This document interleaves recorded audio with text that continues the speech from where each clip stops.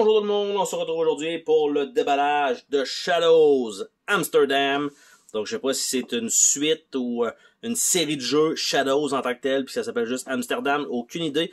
Ça me paraissait intéressant quand je l'ai vu sur les tablettes, c'est-à-dire qu'on va se promener, on doit trouver donc des indices pour résoudre quelque chose et donc tout simplement gagner la partie. Donc c'est un jeu normalement qui se joue de 2 à 8 joueurs, mais il y a une version coopérative 2 ou 3 joueurs, donc avec une application. Donc voilà, on va regarder ensemble une petite boîte relativement mince.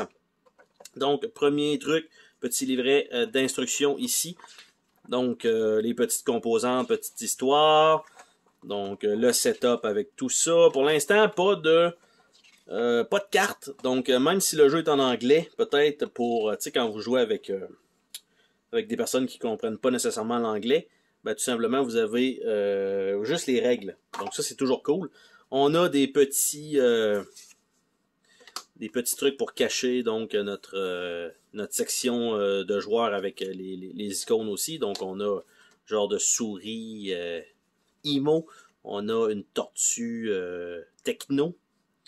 Donc on en a 2 là. Je sais pas s'il va en avoir plus que ça.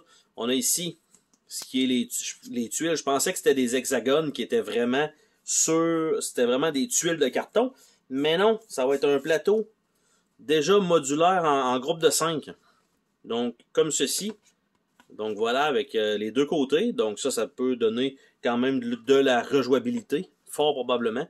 Donc on a ça des deux côtés, voilà. Donc super bien illustré, c'est super joli honnêtement, là. Donc ça. Il y en a quand même un certain nombre. Hein?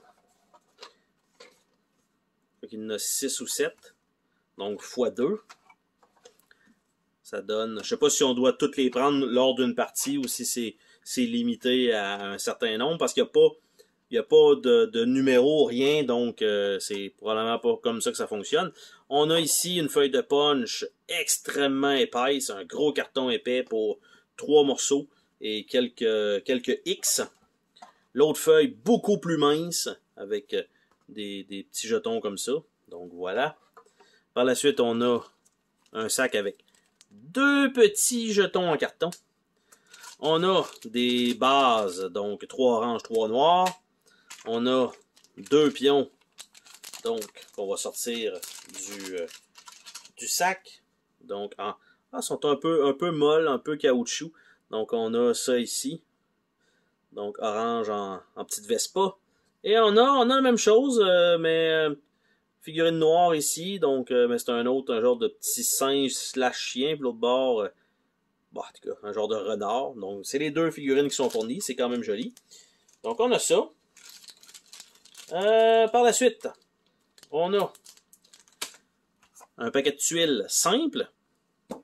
On a ici, donc, probablement des réponses. On a un super beau fond coloré ici. Donc, je vais essayer de remettre ça, évidemment, parce que là, c'est tous les petits cartons ont tous sortis de chaque côté. Je vais aller voir s'il y avait quelque chose en dessous. En dessous, mais non, rien.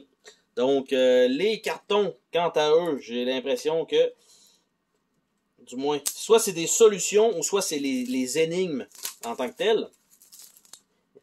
Il y en a, j'allais dire, il y en a 40, mais c'est pas vrai, parce qu'on a 40 ici, puis on a 39. Donc, effectivement, ici, on a encore 40, et on a 39.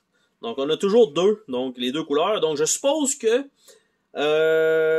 ça va être un jeu versus, donc, les oranges contre les noirs, probablement. Donc, on a tout ça, donc ça donne quand même plusieurs possibilités, on s'entend. Donc, pour pouvoir le faire. Donc, soit on prend la même carte qu'on doit résoudre, ou peut-être qu'on peut avoir des cartes différentes, mais somme toute, donc la carte 1 a l'air de ça ici. Donc, c'est sûr que si... je pense pas que l'équipe doit avoir sa propre carte, ça ferait comme pas de sens, parce qu'on va juste la regarder et on va savoir c'est quoi la réponse. Je pense que ça va être l'équipe adverse qui devrait avoir la carte adverse. Je crois que ça ferait plus de sens comme ça. Et là, je cherche à ouvrir l'autre plastique. Et voilà, c'est réussi. Avec les autres tuiles hexagonales, mais qui sont en fait des cartes. Donc, la totalité des cartes ici sont comme ça, donc ça va être fort probablement mélangé. Et donc, on voit un peu les images, sont quand même super jolies, ultra colorées.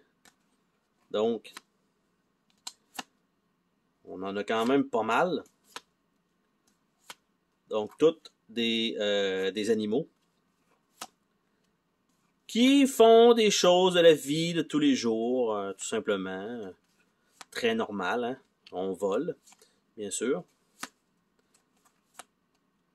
Donc, encore une fois, superbe illustration, très coloré, très appétissant, on va dire ça comme ça, au niveau du artwork. Sur la table, c'est sûr que ça fait beaucoup de choses, par contre. Ça peut être soit une trop grosse stimulation oculaire, tu sais, on met des termes importants, vu qu'il y a beaucoup de couleurs, beaucoup d'images différentes, donc ça peut-être soit déranger l'œil ou soit attirer l'œil peut-être. Normalement, ça devrait plus attirer l'œil avec les couleurs vives qui sont là et qui seraient mis sur le plateau. Donc, normalement, quand tu veux vendre le produit et que tu l'as dans une convention, c'est parfait pour ça. Par contre, c'est sûr que s'il y a trop d'images différentes ou trop de couleurs différentes en même temps, peut-être que ça peut en rebuter un peu plus d'un. Ça va avoir l'impression que c'est plus complexe que ce que ça en a l'air. Donc voilà, donc on a presque fini ces petites tuiles-là. Donc on voit qu'il y en avait quand même pas mal de fournis avec le jeu. Donc comme j'ai dit, j'ai aucune idée si c'est un système déjà existant et que là on a la version Amsterdam parce que c'est quand même Shadows Amsterdam, ou si c'est normal. Bref, ça va être à voir de mon côté et j'embarque tout ça ici. Donc les petites figurines, les petits standees, on va avoir des petits jetons avec un sac qui est un petit peu trop gros déjà. On a 2 cartons, on a ça ici, donc qui est embarqué avec ça, je peux toujours le laisser. On a deux petits paravents pour cacher, donc, d'après moi, 2 équipes. Et donc, le petit livret. Et voilà. C'était le déballage de Shadows Amsterdam. Bye bye!